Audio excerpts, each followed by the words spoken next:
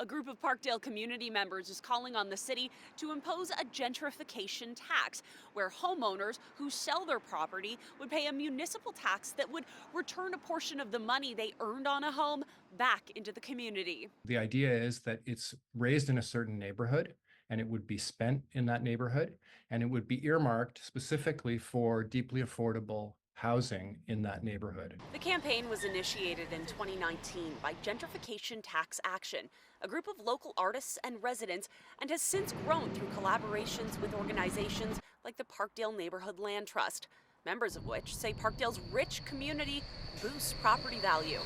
So by having diverse ethnic restaurants, by having a living biosphere that contributes to everyone's enjoyment, by having mutual aid networks. The gentrification tax would work on a sliding scale between 23 and 7% on the money your home accrues over your ownership. The longer you own a home, the less tax you pay. If you've lived here longer, you have contributed to this community longer. You've spent more at local businesses, you've sent your kids to local after-school programs and been a vibrant part of our rich cultural diversity. Parkdale residents we spoke to were split on the idea. I understand being a homeowner is expensive. I'm not saying it's like they're all billionaires, but they do have to contribute to the city the same way that renters do, and I think it would help. I'm torn. I want to help, but at the same time, I'm looking after my own benefit, if you will.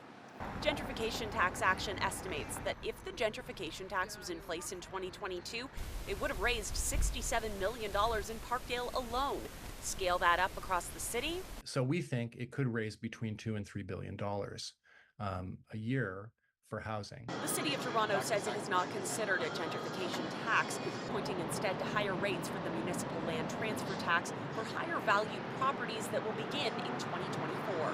Now, to hit its affordable housing plan of 65,000 new homes by 2030, the city needs between $500 and $800 million per year, plus low-cost loans from both the federal and provincial government for the next 7 years, all as Toronto faces a $1.5 billion deficit.